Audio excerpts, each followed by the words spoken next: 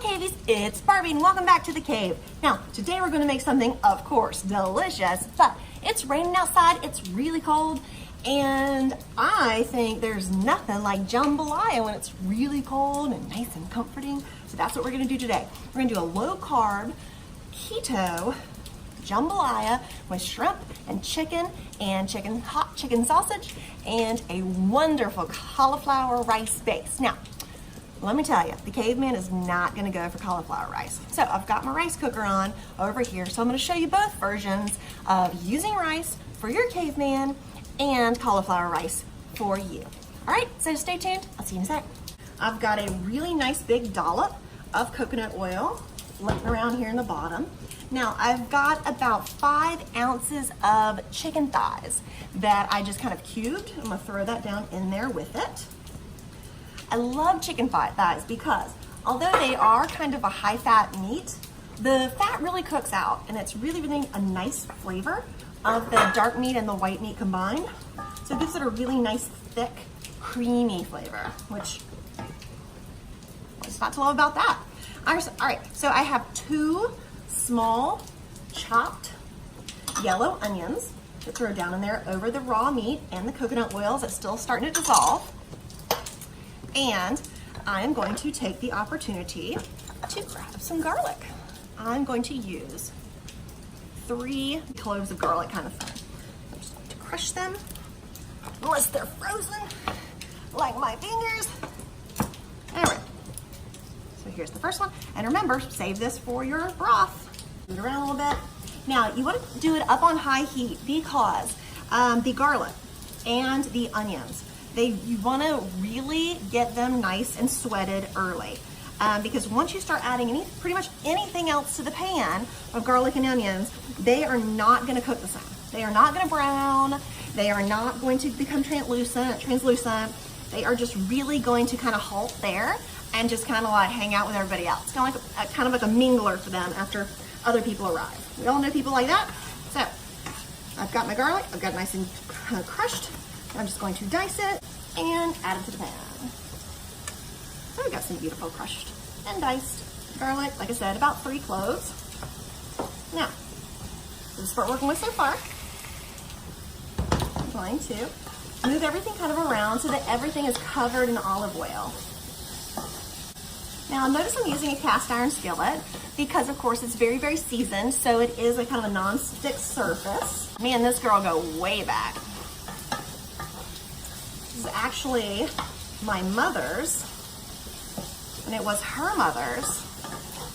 So this little girl been around a bit. So it's going to take about 5 to 6 minutes to really become translucent and stuff to start sticking to the bottom. Now you want that browning to happen on the bottom of the pan because when we deglaze it with a little bit of wine, all of that becomes part of that juice that the rice and the meats can start soaking up, and that's what makes the jambalaya truly fantastic. Hey cavies, I'm back, and I don't know if this happened to you, but it happened to me. So I went to change some laundry, move some things around, and I came back and wow, it was really stuck to the pan. That's okay. So mine kind of looks like this. It's like really brown in some places and really translucent in others. So that's okay, because when we deglaze the pan, all of that is just become more yumminess.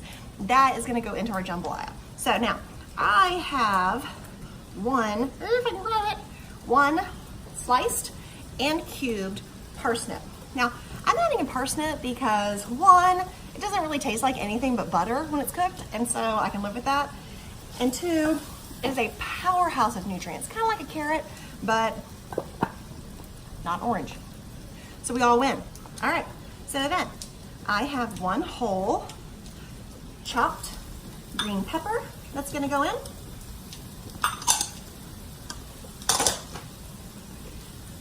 Make sure everything's really coated with that coconut oil. Let me tell you, that is the trick to a fantastic jambalaya, is that it cooks evenly and it's really complex in flavor and zesty.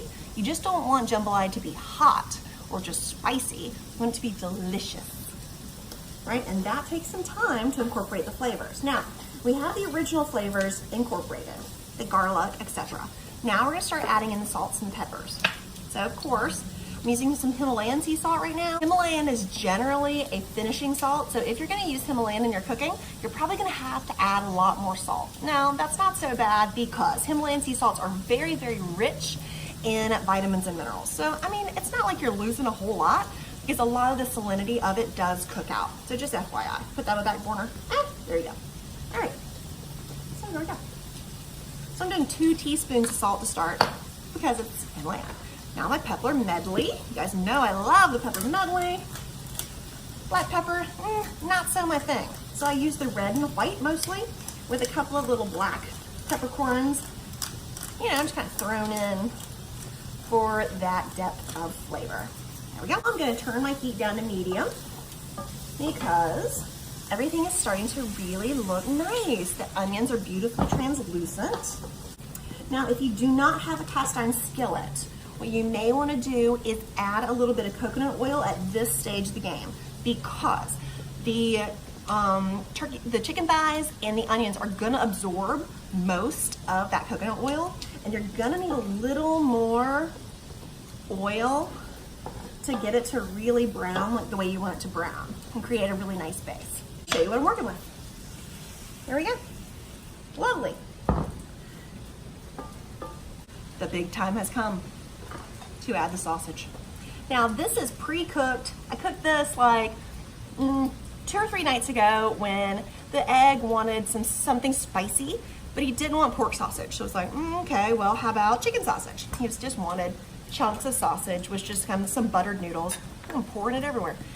So I was like, okay, well, let's give this a try. He really liked it, so I cooked 2 packages of it, and this is kind of what's left. So I'm gonna use it. That's the inspiration for the jambalaya. I had leftovers, gotta use them. Here we go. Let me show you. So far, so good. Now, this is one of those things that on medium heat, I'm going to cover, and I'm gonna let sit here for a little bit. All right, I just want it to kind of marinate in its own juices and a little bit of bone broth. So here's my bone broth. I'm gonna shake it really well. I save all these jars because I love them. They seal really well and they allow me to reuse instead of recycle. I mean, I do both, of course, but you know what I mean. Don't throw stones, I'm good. Okay, so I'm putting a little bit of bone broth down in there. I'm gonna pull everything to the center of the pan. So then I can cover it with this glass lid here in the center of the pan. All right, so let me show you. So this is how it looks, okay? So I just covered it in the center of the pan so I can cover it and nestle it down really tight down in there so that everything's under there and it's gonna steam its own juices really nicely. Hey guys, we're back and I am now taking the lid off and of course moving around all our delicious vegetables and our sausage and our chicken thighs. Here's how it's looking thus far. Yay! So now it's time for the spices. About a half teaspoon of oregano. About a full tablespoon of chili powder. About a full tablespoon of smoked paprika. A teaspoon of ground ginger.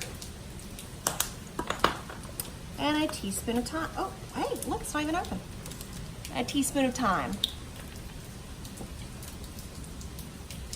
Shall I make a thyme joke here? Or would that just be terribly awkward? Terribly awkward. Got it. Got it. Teaspoon of thyme. All right. Now, I'm also going to throw in a full stalk of celery. Now, I love to use the leaves of the celery and the stalk because the leaves, one, are really pretty, and everybody likes things that are pretty.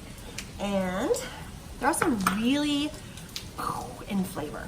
So I'm gonna work this down into my medium heat pan. It's got a lot of nice juices that are absorbing into the herbs and into the vegetables as I took it away. So here we go. Smells delicious. Now, of course, it needs a little time to develop, and I am going to add a little more broth.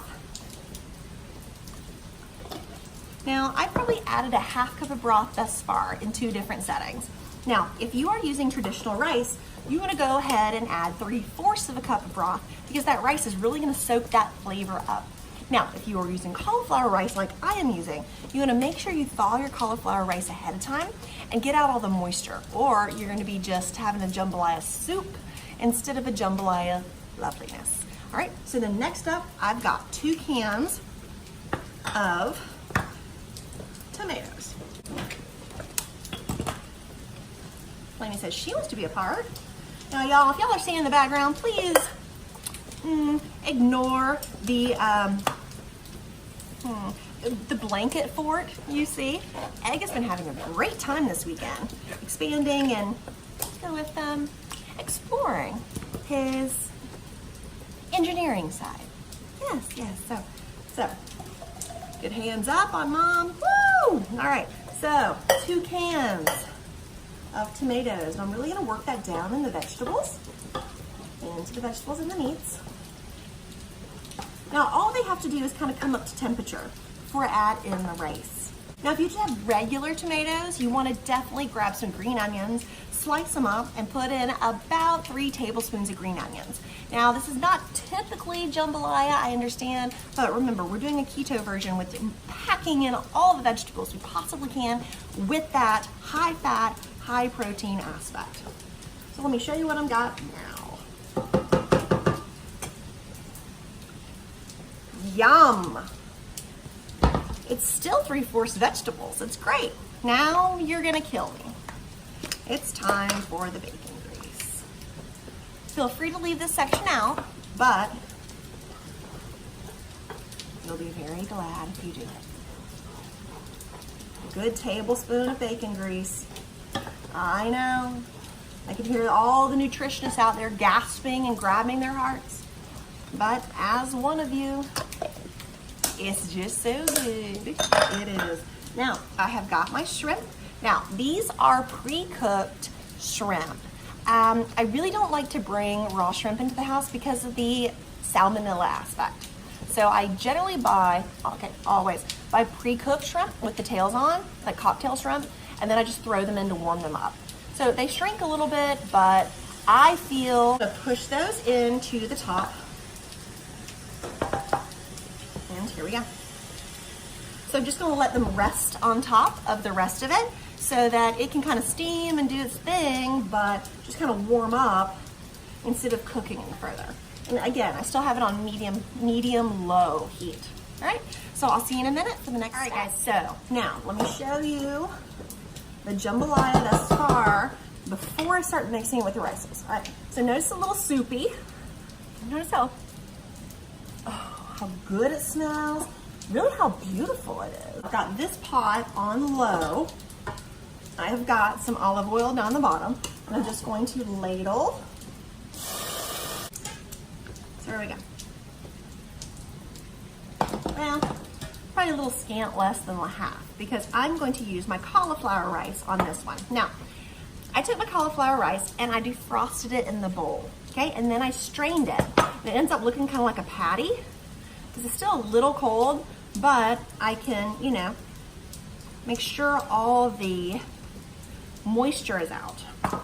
Because although there's some moisture in the pot, that's the purpose. You don't want any more moisture in the pot. You want this to absorb the taste, not pee all over your food. Ugh.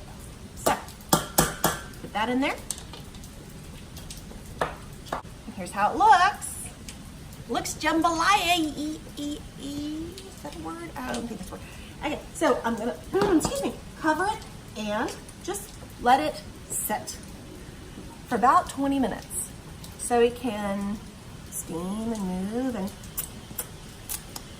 do all the things it needs to do on its own. I'm waiting for the other rice to finish up, and as soon as it goes pop, I'm gonna throw it in the skillet and do the exact same thing. And I will come back to you when I start plating. Here we go.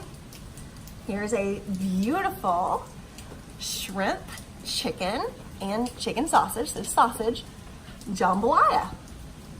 It smells amazing. It tastes amazing. It is just amazing. Just like you. So from my family to yours, from my cave to your home, I hope you've enjoyed this episode of Barbie and the Caveman. Stop by again. We'll see you.